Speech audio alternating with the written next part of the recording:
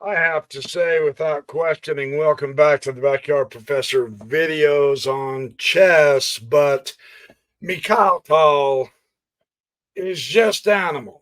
You know this, right?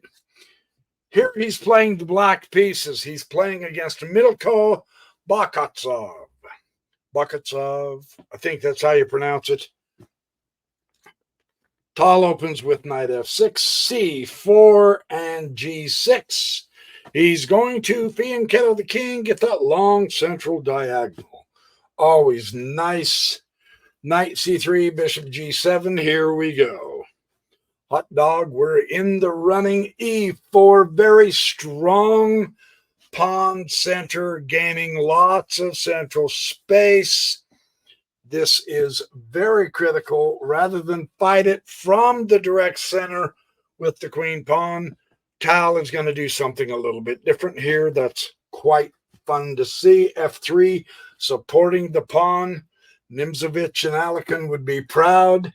Tal is going to show him and us how to deal with this. Knight will come to e2 and c5. Now Tal is going to contest the center. This is a center that's occupied by pieces. So the control of the center is through pieces in this game. We've seen games where very little enters the center, and yet both players are fighting like crazy for influence in the center with their long-term pieces. This is direct possession, and it always makes for a slugfest. That's what makes these kind of games so much fun. Bishop e3, knight d7. Let's get it going. Queen will come to queen 2, d2. And now Tal just says, okay, let's just put a little bump here. And it's a queen side castle. Now, with the king side and the queen side, we all know the rule, right? It's going to be a slugfest. All right. Tal takes off his left-handed glove and he says, oh, you want to fight? Okay, here we go. King b1 is always a proper move once you queenside castle, but you gotta bring your pieces here. Let's see how he handles this. Immediately, Tal is going for the queenside attack, of course. Knight's going to centralize. Nice centralization, influences his influence throughout the board, so Tal takes the knight. He says, that's too good of a knight to lose. I'm going to take it. And now the queen takes the queen, and you're going, what in tarnation did Tal do? Did he just go to sleep here? This is not good. Knight takes the bishop. We are beginning to see what Tal is going to do. And rook comes to c1. And knight takes c4. So now we have Tal eliminating more pieces, but he's lost his queen on purpose. The rook will take the knight. I'm dropping my pin. The b will take c4. The rook is out of there. Get the heck out of Dodge. The knight's got to come over. Stuff has to move this way. The race is to the white queen side. Who gets there first? Rook, b1, b8, Now, white is going to continue giving his other rook the chance to get into this game. And notice the doubled pawns, usually the front pawn is the target. So get rid of that front pawn. Knight is going to come to b6, moving over to the queen side. Bishop is going to drop down to b3 because the knight was hitting him, of course. Bishop is going to zippity-doo-dah and get rid of a central pawn. Nice touch. Eliminate the central pawn. Queen is going to drop back down to d2 into safety, and his bishop is going to come right back here to safety because the bishop does not acquire more power the closer it gets. So keep it safe. It has as much power here across this diagonal straight toward the castle king to the pawn right in front of him as it does here. So he's going to, yes, it's true. He's protected for now, but Tal wants this baby there. It loses no power or influence. Very important to see this. Knight is going to come to E2. And now here comes Tal, C4. The pawn is going to be the crasher.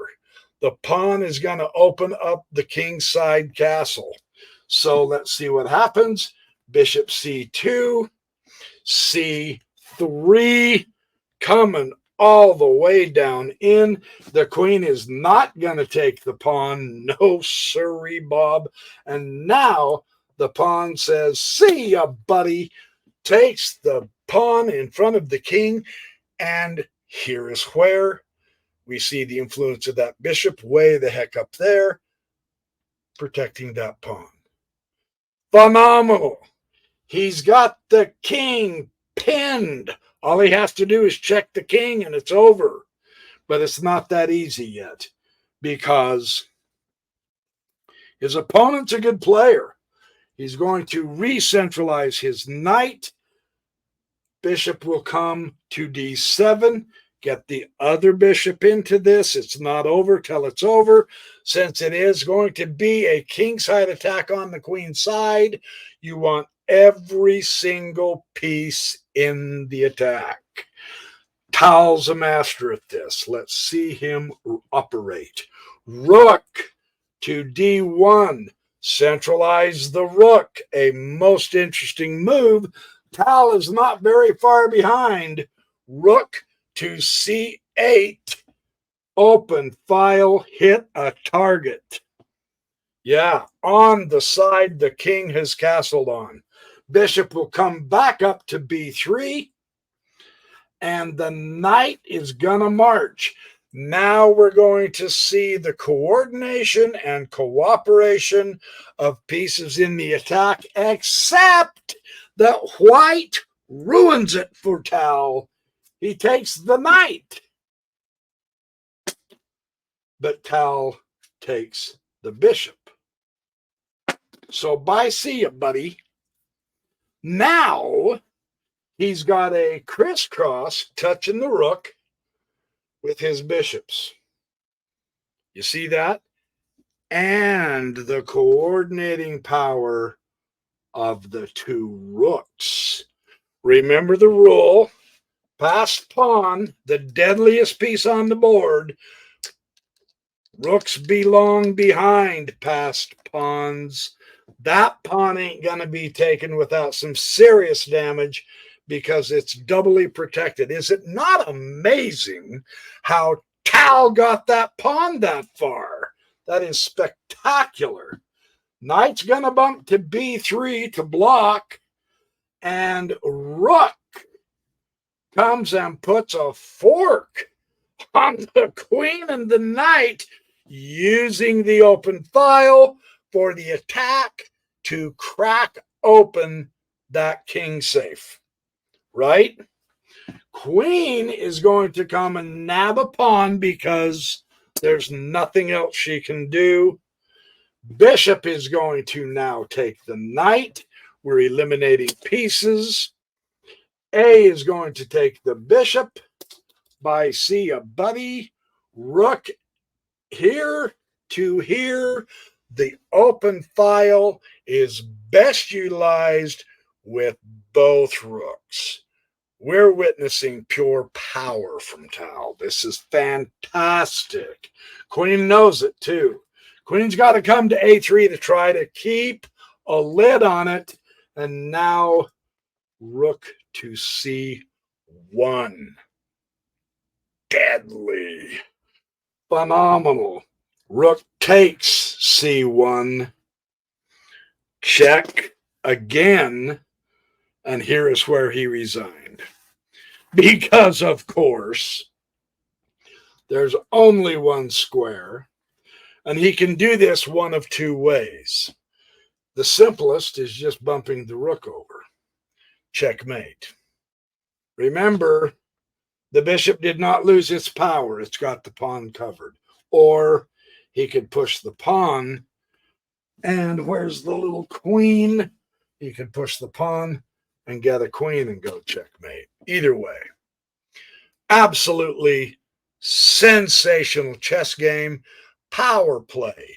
The things we saw in this game is Tal knew he was going to have more pieces on this side attacking the king if he sacrificed his queen and got some minor powers and some very important central and queenside pawns, which he did.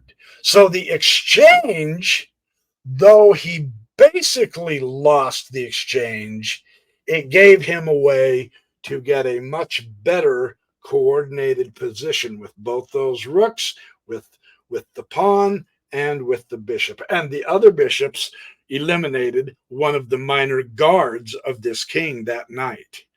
This was a fabulous tactics and yet position game. You'll notice White never got anywhere close to Tal's king. White was on the defense the entire game because, ironically, Tal sacrificed his queen. And it gave him more pieces to coordinate and pop on down there and attack.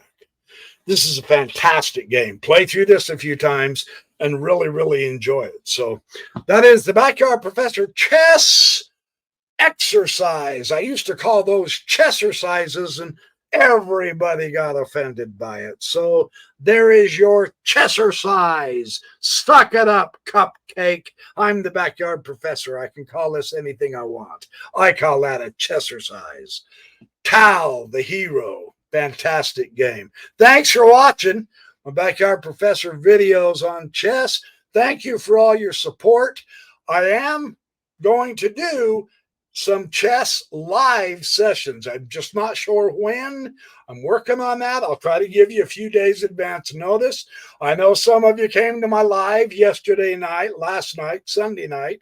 That was on Mormonism. I had a fabulous scholar showing how the Book of Mormon is problematic, at least. Those who want chess, I'm giving you chess. I have 3 new shorts that I just posted on the Falk Beer counter gambit and one of the coolest little Gioco piano traps I've seen. So chess is coming at you just like all my other stuff. So thank you. Do well, be good, have fun, make lots of friends, get a lot of sleep, and keep on chessercising. Appreciate all of you. I really do. This is getting to be fun, man.